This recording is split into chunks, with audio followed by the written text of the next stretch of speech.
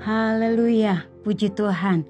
Bapak Ibu Saudara yang dikasihi Tuhan Yesus Kristus, bersama Yesus Kuatku, hari ini kita akan bersama membaca dan merenungkan firman Tuhan. Dan dengan firman Tuhan itulah yang akan menuntun kita melakukan segala sesuatu. Puji Tuhan, mari kita tundukkan kepala, kita berdoa. Terima kasih Tuhan Yesus buat hari ini, terima kasih buat kemurahan-Mu, terima kasih buat kekuatan kesehatan. Dan saatnya Tuhan kami rindu, kami diisi lagi oleh kebenaran firman-Mu, kami mau membaca dan merenungkannya untuk kami lakukan sepanjang hari ini bersama dengan Tuhan. Urapi kami semua, berikan pengertian kepada kami untuk kami lebih paham lagi akan kebenaran firman-Mu. Terima kasih Tuhan Yesus, kami sudah berdoa mengucap syukur di dalam nama Tuhan Yesus Kristus yang menjadi Tuhan dan Juru Selamat kami yang hidup. Haleluya. Amin.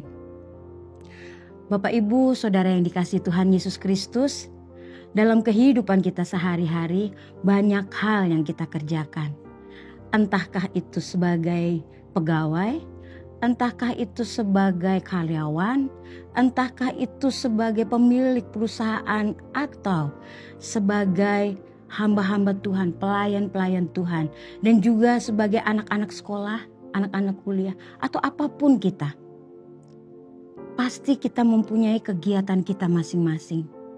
Tetapi bagi kita orang yang percaya kepada Tuhan, tentunya ketika kita melakukan aktivitas kita, kegiatan kita awali itu semua dengan doa kita, dan kita berharap bahwa apa yang kita lakukan itu adalah sesuatu yang baik, sesuatu yang menyenangkan, sesuatu yang menghasilkan. Hari ini kita akan merenungkan firman Tuhan tentang with all my heart, dengan segenap hati. Kita baca renungan firman Tuhan kita hari ini di dalam Kolose pasal yang ketiga, ayatnya yang ke-23. Demikian bunyi firman Tuhan, apapun juga yang kamu perbuatlah dengan segenap hatimu, seperti untuk Tuhan dan bukan untuk manusia. Nah, Bapak Ibu Saudara yang dikasihi Tuhan Yesus Kristus, ayat ini jelas katakan apapun juga yang kita lakukan dengan segenap hati, seperti untuk Tuhan dan bukan untuk manusia. Itulah alasan mengapa kita harus mengerjakan segala sesuatu itu dengan senang hati. Oleh karena kita mau memuliakan Tuhan, kita mengerjakannya dengan segenap hati. Seperti untuk Tuhan. Sebab apa Bapak Ibu Saudara? Ketika kita melakukan beraktivitas segala sesuatu yang kita kerjakan, khususnya bagi Bapak Ibu Saudara yang karyawan, mahasiswa, siswa sekolah, mungkin ketika melakukannya oleh karena ada tekanan dari pemimpin perusahaan kah? Ketika kita mengerjakannya, anak-anak mahasiswa sekolah, mungkin mereka mengerjakannya oleh karena ditekan oleh orang tua, harus selesai, harus memenuhi target dan sebagainya. Mungkin ada tekanan-tekanan, sehingga ketika melakukan itu semua, mereka hanya mengerjakan supaya orang tua saya senang, supaya pemimpin perusahaan senang, supaya pimpinan kantor saya senang. Tetapi apa yang terjadi ketika hal itu tidak sesuai dengan ekspektasi kita, tidak sesuai dengan apa yang kita harapkan, justru kitalah yang kecewa. Kita tidak dihargai, kita tidak dilihat, apa yang kita kerjakan tidak buat orang lain itu biasa-biasa saja. Padahal kita merasa saya sudah lakukan itu dengan sekuat tenaga. Itu karena kita melakukannya karena ingin dipuji oleh orang, karena ingin dipuji oleh manusia. Tetapi firman Tuhan saat ini, renungan kita jelas katakan, lakukan segala sesuatu dengan segenap hati seperti untuk Tuhan. Itulah alasannya kita melakukannya dengan segenap hati. Karena kalau kita melakukannya untuk Tuhan, ada alasannya juga, karena kita tahu bahwa apa yang kita kerjakan itu pekerjaan, bisnis, kuliah, sekolah, itu semua adalah karunia Tuhan. Itu semua adalah berkat Tuhan. Jadi caranya kita membalas kebaikan Tuhan, membalas kemurahan Tuhan itu, kita melakukannya Oleh karena kita mau menyenangkan hati Tuhan, pemberi berkat itu, pemberi pekerjaan itu, pemberi kesempatan kuliah itu. Dari renungan firman Tuhan kita saat ini, kita akan lihat ada beberapa hal Bapak Ibu Saudara yang dapat kita renungkan bersama.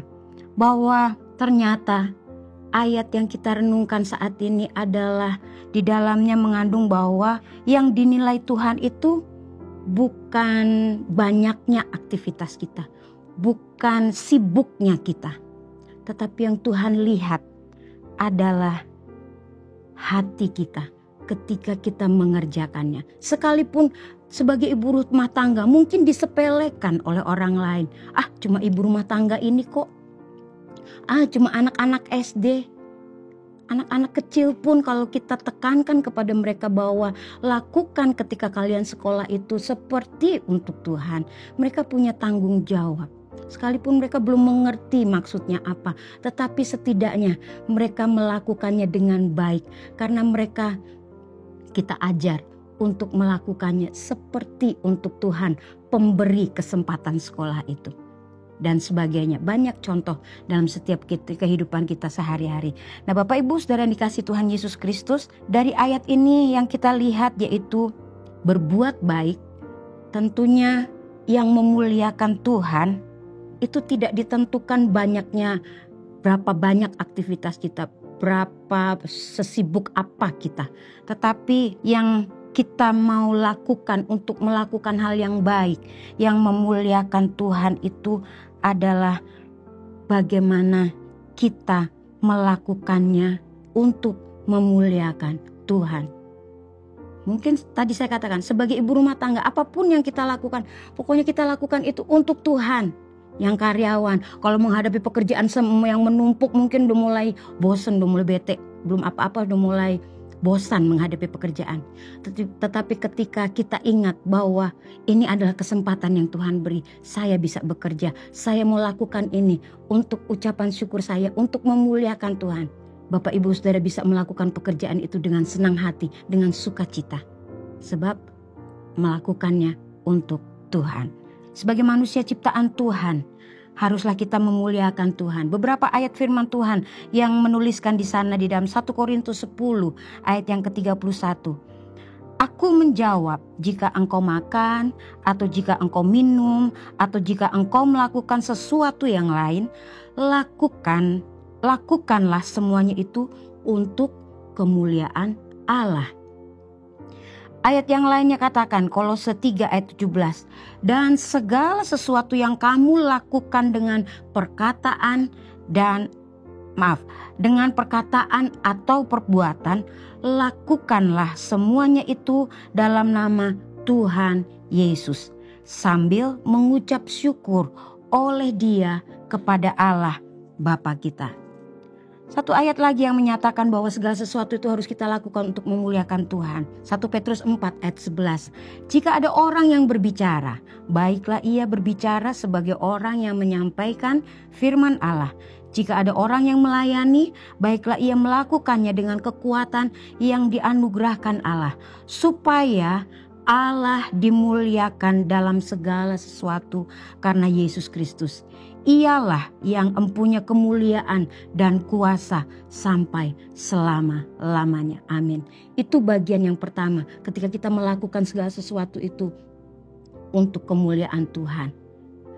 Selanjutnya, bagian yang lain saya tulis di sini, kita melakukan dengan segenap hati.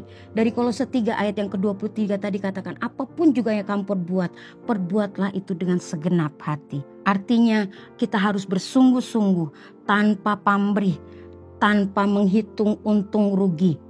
Yang pasti saya melakukan itu karena Tuhan, karena untuk memuliakan Tuhan. Ayatnya dapat kita baca di sana. Teladan yang Yesus berikan kepada kita tentang melakukan dengan segenap hati. Yesus yang telah memberi dirinya mati di atas kayu salib, ya. Dia melakukannya dengan rela. Dia melakukan kehendak Bapanya dengan rela. Filipi 2 ayat yang ke-8. Dan dalam keadaan sebagai manusia, ia telah merendahkan dirinya dan taat sampai mati. Bahkan sampai mati di kayu salib. Apapun yang dikehendaki Bapanya untuk dilakukan, Yesus mau lakukan sampai dia mau mati di atas kayu salib untuk menebus dosa kita, menebus orang berdosa yang percaya kepadanya. Puji Tuhan, Tuhan Yesus baik dalam hidup kita. Ayat-ayat yang terakhir, Efesus pasal yang ke-6, ayat 5 dan 6.